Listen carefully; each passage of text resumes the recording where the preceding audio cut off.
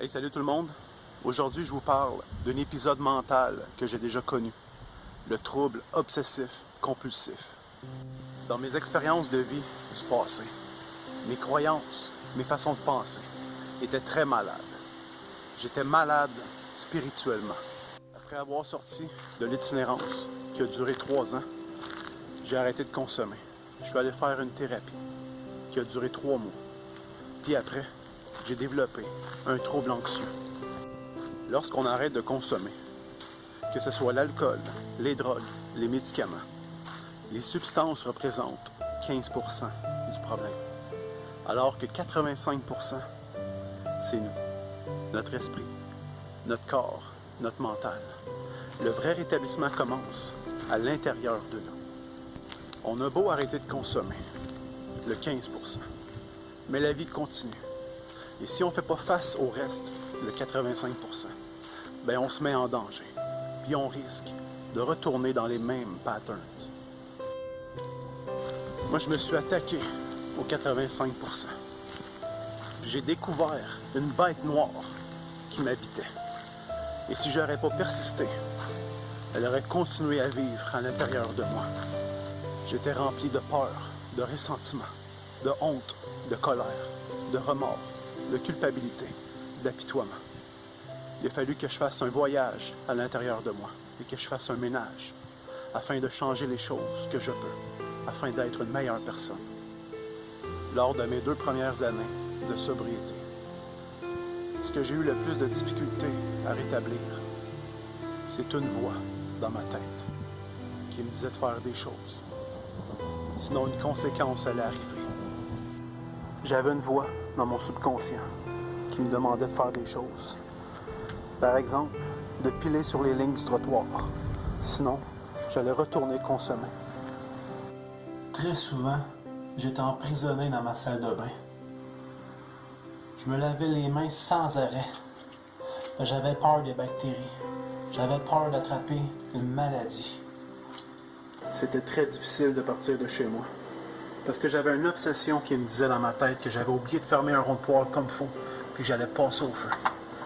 Je vérifiais chaque rond, jusqu'à temps que j'entende le petit clic, puis je me disais dans ma tête, off, off, off, off. Et souvent, je partais de chez moi, et je revenais une première fois, une deuxième fois, parce que j'avais peur de passer au feu. Je manquais de foi.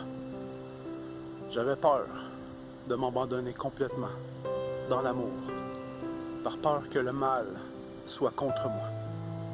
Je me sentais menacé dans ma tête. J'avais de la misère à comprendre pourquoi que la vie est si amour que ça. Pourquoi qu'il y a des guerres, de la souffrance, de la misère dans le monde.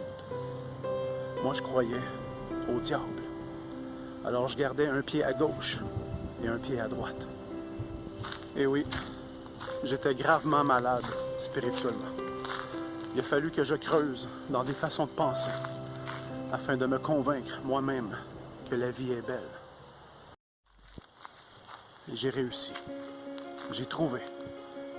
J'ai compris que la vie nous aime inconditionnellement. Elle nous laisse notre liberté.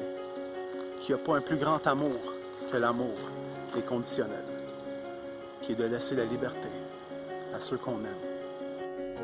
Je suis l'artisan de mes malheurs. C'est pas à cause de la vie. La vie est extraordinaire. C'est moi. C'est à moi de semer ce que j'ai envie de récolter. Avec mes façons de penser et mes croyances qui ont changé, j'ai trouvé une force incroyable d'amour à l'intérieur de moi, supérieure au mal qui m'habitait. Une belle journée comme aujourd'hui, je suis allé dans le bois. J'ai décidé de confronter le mal en moi. J'ai tout simplement crié « Là, viens ici, on va régler ça. » J'ai trouvé une force à l'intérieur de moi qui est supérieure à toi.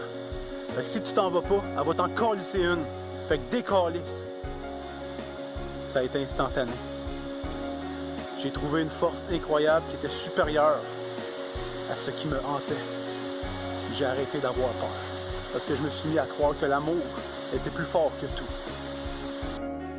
Après avoir confronté le mal qui m'habitait, j'ai fait des tests. Je marchais sur le trottoir et dans ma tête, ça continuait de me faire des menaces. Pile ces lignes, sinon tu vas retourner consommer. Moi, ce que je répondais à ça, ta gueule, s'il faut que je consomme, j'y irai. Même chose quand je me lavais les mains. Lave-toi les mains encore plus, sinon tu vas pogner une maladie. Ta gueule, s'il faut que je pogne une maladie, j'en pognerai une. Quand je partais de chez moi, ça disait retourne à la maison. T'as mal fermé le rond de poids, ta maison va brûler. Ta gueule, si ma maison faut qu'elle brûle, elle brûlera. J'ai appris à lâcher prise, à arrêter d'avoir peur. Et les menaces dans ma tête ont disparu.